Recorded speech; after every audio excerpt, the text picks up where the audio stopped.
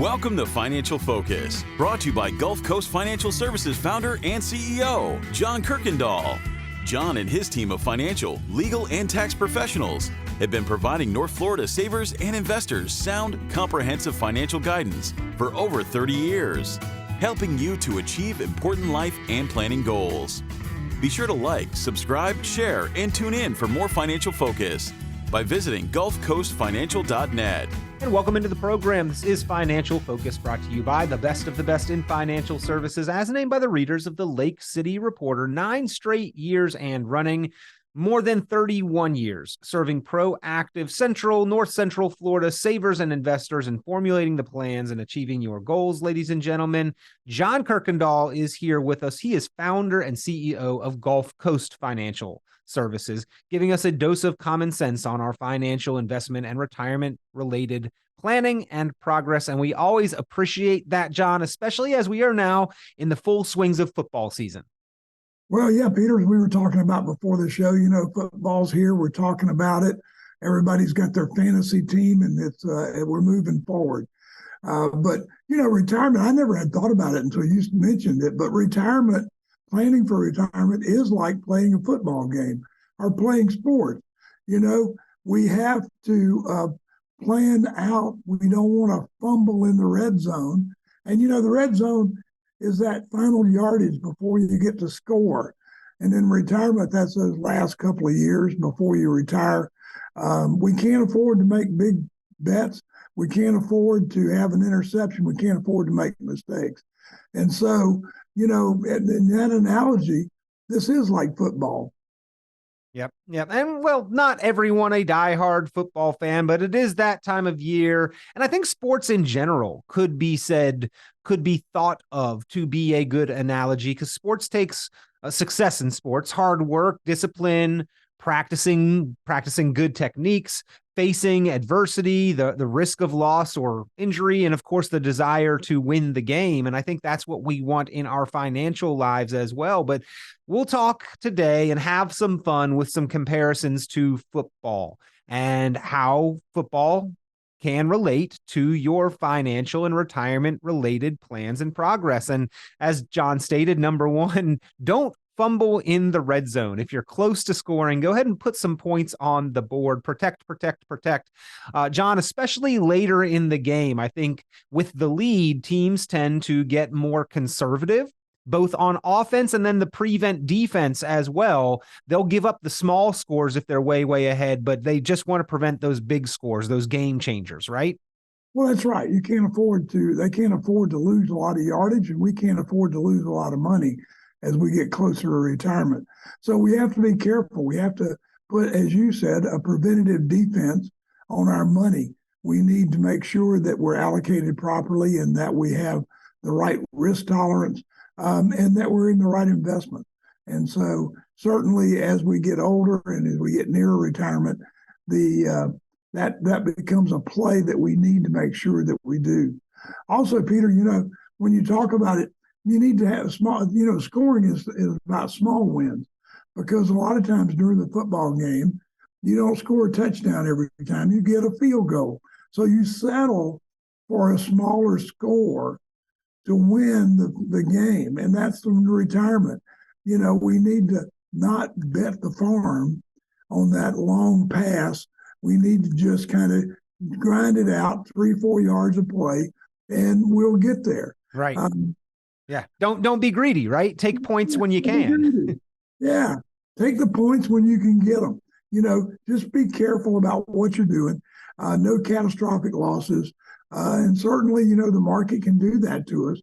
And we don't need a 30 or 40% loss right before we get ready for retirement. So sometimes a 5 or a 6% gain is better than trying to get a 20 or 30%. And then maybe risking the turnover or loss of downs and all the rest that goes with it. And in the grand scheme of things, I mean, the touchdown gets celebrated, right? But a touchdown is not going to get you to the ultimate goal. We love to see them, but we need several touchdowns over the course of a game, potentially to win the game. And then we need a winning record in order to get to the playoffs for that ultimate goal of getting to the Super Bowl.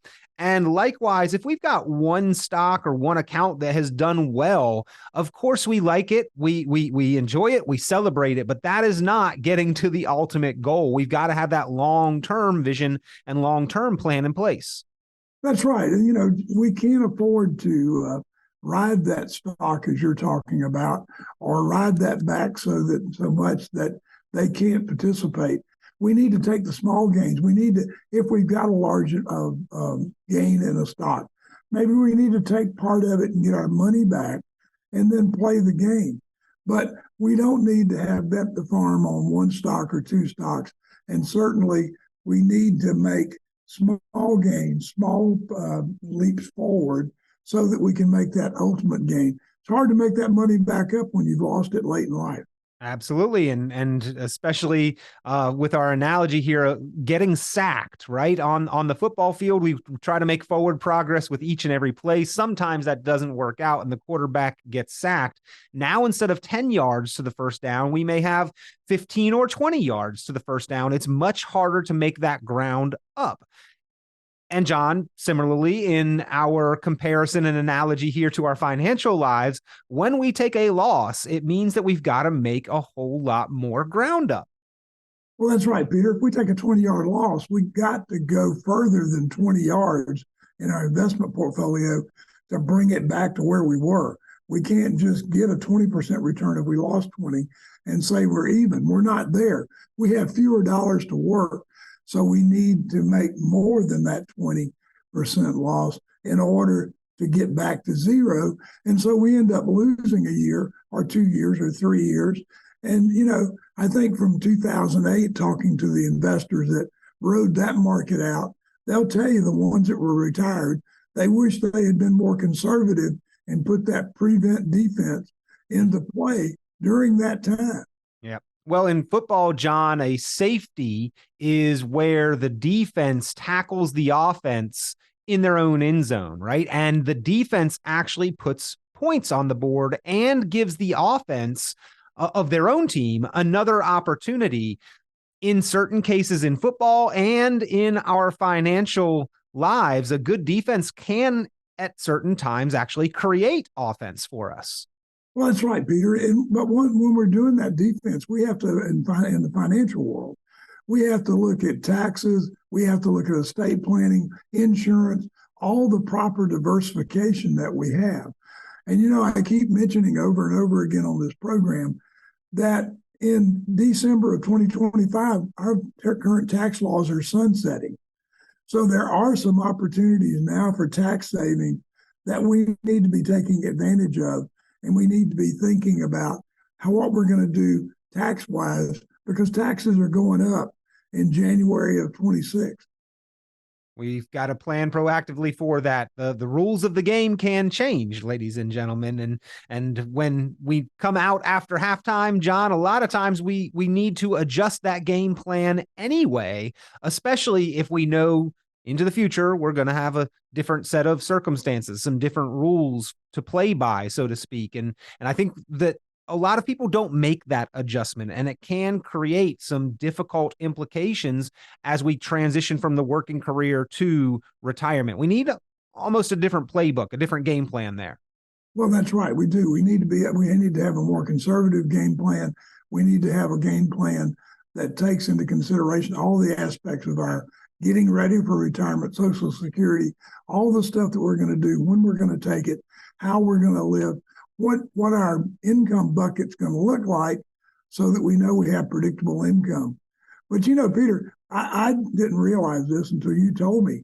But, the fact that the quarterback usually gets most of the glory because he scored all the points. So Patrick Mahomes just got a big contract renewal. He scores a lot of touchdowns. But those quarterbacks aren't the number one scorer lifetime in the NFL. I didn't realize that. But kickers, who the most they can make is 3 points, lead the list. I mean, you have to go down to number 20 or 25? Number 41. 41. Yeah, the top leading scorers in the NFL all-time history, the top 50 are all kickers with the exception of one, which is number 41, Jerry Rice, right? And you think of who are the top scorers in NFL history. And of course, John, what comes to mind are fantastic running backs, the Emmitt Smiths, the LaDainian Tomlinsons, the fantastic receivers, your Terrell Owens, your Jerry Rice, the fantastic quarterbacks, right? Peyton Manning, Tom Brady, of course, have to be up there. They're not.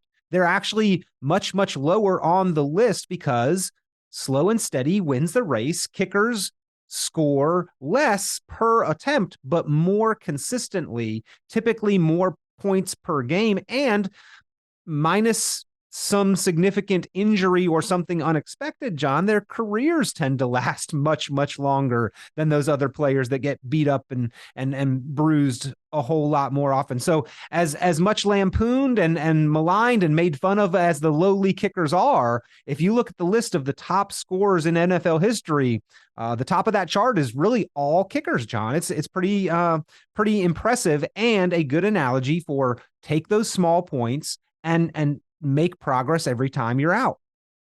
Yeah, I mean, I was totally amazed at that. I mean, you have to get down to number 59 after Jerry Rice. 59 was Emmitt Smith, and he was a running back. But it's amazing to me that the first 41 are all kickers, and you don't have the Tom Brady's, the Peyton Mannings, the Johnny Unitas's, all those people that you think they played a long time. They scored a lot of points, but they weren't the all-time leading scorer. Slow and steady, as you said, will create that great retirement. But the thing about it is, the thing you showed me about was fantasy football. Relating this to fantasy football, I never had thought about that. But think of all the time we put into fantasy football, picking our players, having the draft, research, changing players. When a player gets hurt, I get another player.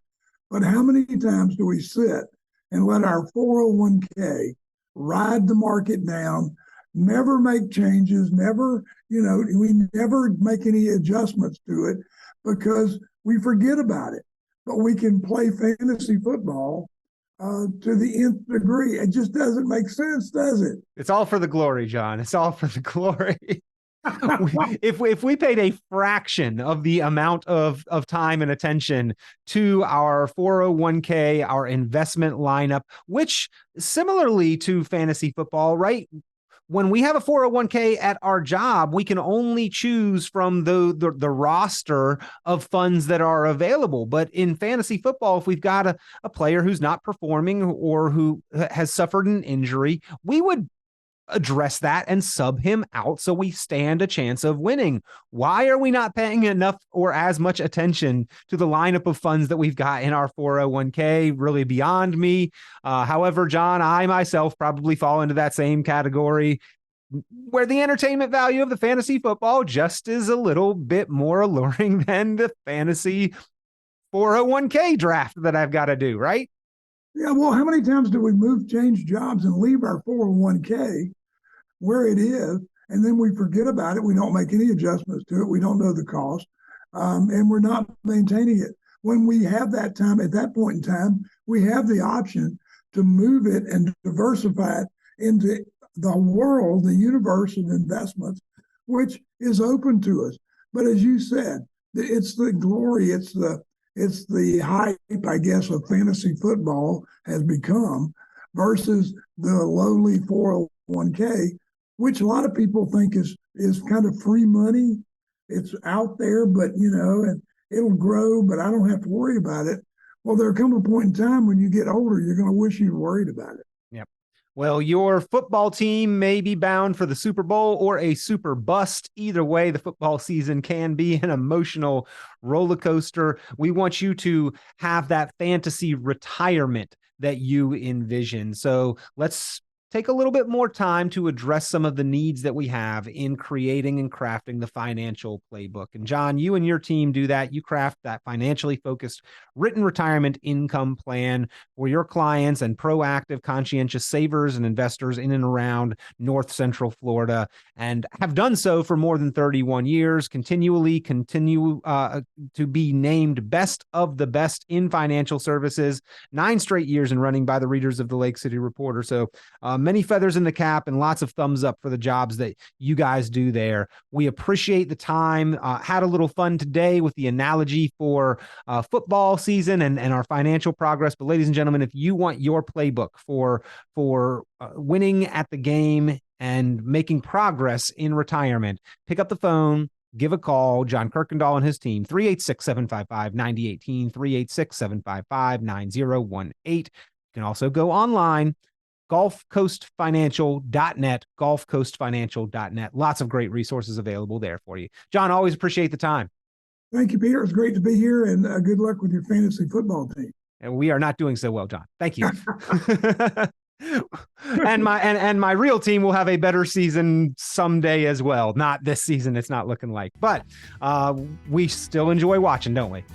We do. I'm a Gator, and it's always wait till next year. Yep. All right, John. Well, fun conversation today. Look forward to chatting with you again soon here. See you then, Peter. Thanks. Have a good week. Take care. Be sure to like, subscribe, share, and tune in for more financial focus by visiting GulfCoastFinancial.net. The information presented on this program is provided for informational purposes only, without warranty of accuracy, completeness, or suitability for a particular purpose. This program is not intended to be and does not constitute financial, investment, legal, or tax advice. This information is general in nature and not specific enough to be construed as advice. You should not make any decision based on the information presented on this program without independent consultation with an appropriately licensed professional or competent advisor. Investment in securities or the market involves a potential risk for loss of principal. Trading, therefore, may not be suitable for all listeners. Annuity guarantees are based solely on the financial strength and claims-paying ability of the issuing company. Withdrawals of growth from annuities may be taxable as ordinary income in the year it is taken. Individuals should review contracts for specific details of the product's features and costs. Early withdrawals may subject the owner to penalties, fees, or taxes. John Kuykendall is registered with and securities are offered through Kovac Securities, Inc., member FINRA SIPC, found online at www.kovacsecurities.com. Advisory services are offered through Gulf Coast Financial Services, Inc., a registered investment advisor in Florida. Gulf Coast Financial Services, Inc. is not affiliated with Kovac Securities, Inc. or Kovac Advisors, Inc. Past performance is not indicative of future results. All investing involves risk. Investment decisions should be based on your own goals, time horizon, and tolerance for risk. Due to various factors, including changing market conditions and/or applicable laws, the content may no longer be reflective of current opinions or positions.